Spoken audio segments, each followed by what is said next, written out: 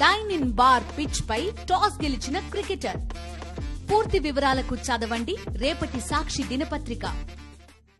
ఇది కేవలం సమాచారంగా మాత్రమే భావించండి. వైద్య నిపుణులను సంప్రదించండి.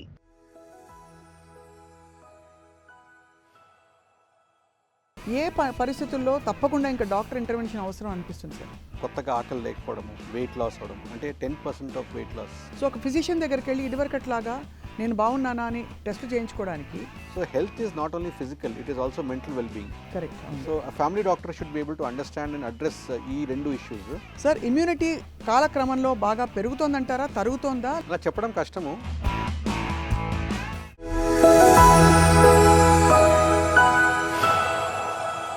Hello and welcome to Sakshi life. కాలక్రమం అలా నడుస్తున్న కొద్దీ మనకి తినే ఆహార పదార్థాలు, పర్యావరణంలోని అనేక విషయాల వల్ల రకరకాల డిజార్డర్స్ వస్తున్నాయి. మన ఇమ్యూనిటీ లెవెల్స్ బాగా పడిపోతున్నాయి. వైరస్లు అండ్ అలాగే ఇన్ఫెక్షన్స్ బారిన పడే వారి సంఖ్య కూడా బాగా పెరుగుతోంది. మరి ఒకవైపు చాలా గొప్ప ఆహారం, సూపర్ ఫుడ్స్ వచ్చిన ఈ కాలంలో ఎందుకు ఇటువంటి ఒక పరిస్థితి నెలకొంది? లోపల ఇమ్యూనిటీని పెంచుకోవడానికి మనం ఏం చేయొచ్చు? ఇలాంటి ఒక చాలా కీలకమైన విషయాలు మనం ఇవాళ మాట్లాడబోతున్నాం. మనతో పాటు అందరికీ సుపరిచిత వైద్యులు డాక్టర్ గురుప్రసాద్ గారు, head of internal medicine, care hospital, Banjara hills, వారు మాట్లాడబోతున్నారు. సార్ నమస్కారం. నమస్కారం అండి. సార్, ఇమ్యూనిటీ కాలక్రమంలో బాగా పెరుగుతోందంటారా, తరుగుతోందా, లేదు అలా చెప్పడం కష్టం అంటారా? అలా చెప్పడం కష్టము. ఎన్సిస్టెన్స్ చూసుకుంటే, పూజలు చూసుకుంటే వాళ్ళకి ఈ వ్యాధులని తెలీదు. ఇప్పుడు చూసే వ్యాధి ఒక ఎక్స్ప్లెనేషన్ ఏంటంటే, అప్పుడు ఈ డయాగ్నోస్టిక్ మొడాలిటీస్ లేవు, వచ్చినా తెలిసేది కాదు. ఇప్పుడు మనకు మెడిసిన్లో అడ్వాన్సెస్ వల్ల మన అండర్స్టాండింగ్ పెరిగింది దీని గురించి. సో ప్రాబబ్లీ ఏమైందంటే మనకి డయాగ్నోసిస్ కూడా తొందరగా అవుతుంది. ఇలాంటి వ్యాధులు ఉన్నాయని కూడా మనకి as research has gone by మనకి ఎక్కువ అర్థమైంది కాబట్టి ఈ డిజీజెస్ ఎక్కువ తెలుస్తున్నాయి మనకు. సో ఇన్సిడెన్స్ పెరిగిందని చెప్పేది కష్టము. బట్ ఏమవుతారంటే ఒక పాపులేషన్, ఒక లాస్ట్ టైం మన లాస్ట్ సెన్సస్లో మేబీ 20 years 50 years బ్యాక్ చూసుకుంటే 1 crore పాపులేషన్లో ఒక 10,000 మంది ఉన్నారంటే, అలాగే ప్రపోర్షనట్గా పాపులేషన్ పెరిగింది. ఆ proportion wise number of people having diseases పెరిగారు. రైట్. ఎందుకు పెరిగారంటే ఓవరాల్ ఈ డయాగ్నోస్టిక్ మొడాలిటీస్ పెరిగాయి కాబట్టి. సెకండ్ ఏంటంటే పీపుల్ మోర్ అవేర్ అయిపోయారు వాళ్ళ డిజీజెస్ గురించి. ఇంతకుముందు కీళ్ళ నొప్పులు ఉన్నాయంటే సరే ఏదో ఓల్డ్ ఏజ్ వల్ల వచ్చిందని మనం అనుకునేవాళ్ళము.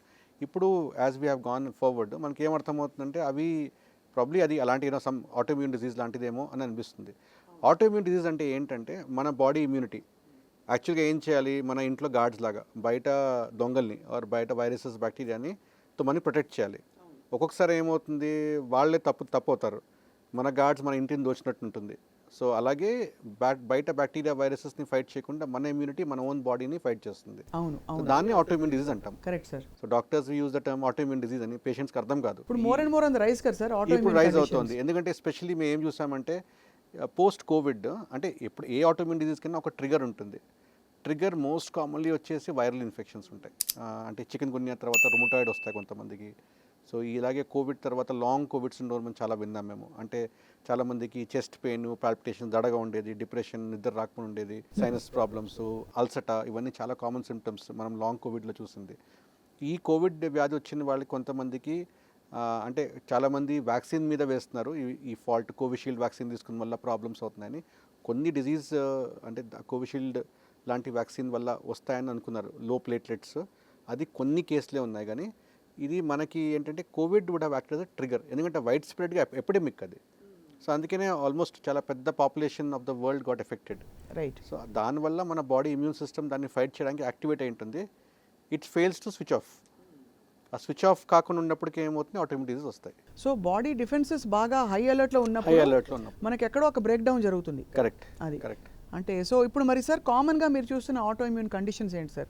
మనకి టిపికలీ ఈ టిష్యూస్కి రిలేటెడ్గా కొన్ని చెప్తారు, ఇంకా స్కిన్ రిలేటెడ్ వస్తూ ఉంటాయి, బ్రీదింగ్ రిలేటెడ్ వస్తూ ఉంటాయి.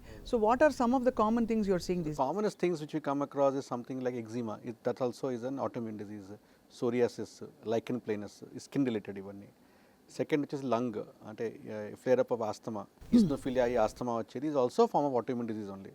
సో దాంట్లో ఎందుకంటే బాడీలో ఇన్ఫ్లమేషన్ వస్తుంది కాబట్టి ఎయిర్వేస్లో ఇన్ఫ్లమేషన్ వచ్చిన వల్ల మనకి ఆస్తమా వస్తాయి. కొన్ని disease called interstitial lung disease అంటాము. దాంట్లో లంగ్ ఏమవుతుంటే ఇన్ఫ్లేమ్ అయిపోయి ష్రింక్ అవడం మొదలు పెడుతుంది. We call it interstitial lung disease అంటారు. డేంజరస్ కదా sir, it can also be fatal అంటారు. ఎస్, అంటే ఐఎల్డి అది కూడా వేరే రకాలు ఉంటాయి madam. there are different types. So ILDs, some are totally treatable, treatable and curable also with some drugs. Some keep on progressing till the end stage where అంటే వాళ్ళకి ఇంకా ఆక్సిజన్ అవసరం ఉంటుంది, తర్వాత ముందుకు వెళ్ళిపోతే ఇంకా లంగ్ ట్రాన్స్ప్లాంట్ కూడా అవసరం ఉండొచ్చు వాళ్ళకి. సో అలాంటి పరిస్థితి కూడా వస్తుంది.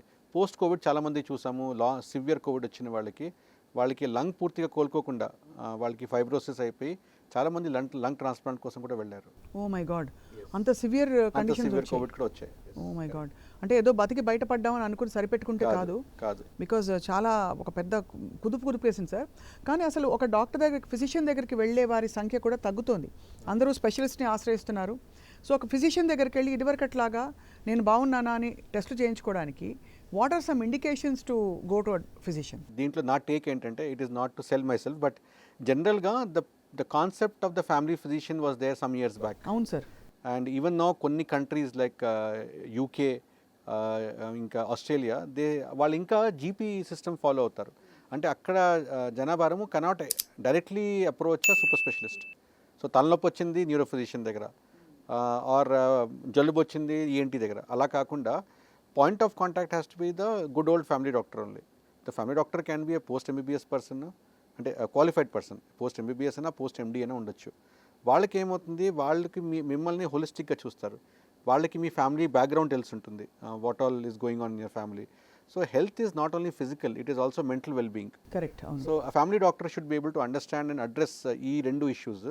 So coming to your question, ఏమవుతుందంటే when you go directly to a specialist, number of tests increase, అంటే because they focus on వాళ్ళ ఆర్గన్ మీద. సో నా ఇంటర్ప్రిటేషన్ ఏంటంటే, the body functions as a whole. The body doesn't know that I am just the brain, I am just the heart అని. Body functions as a whole.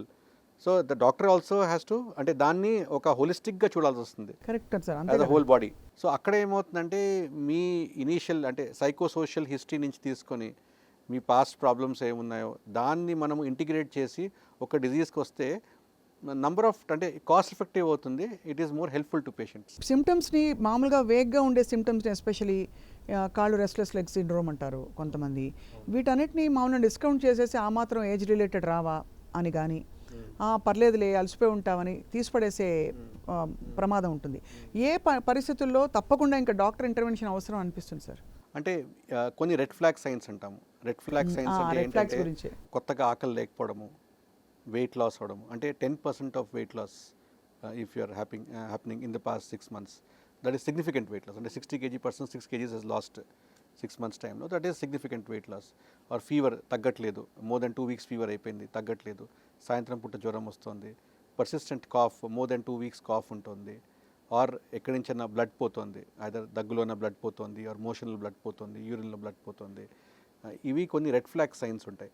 So ఇది మనము, అంటే more than 40 years person ఉంటే bowel habits change అయ్యాయి, or మనం లేడీస్కి we keep telling them to have self breast examination.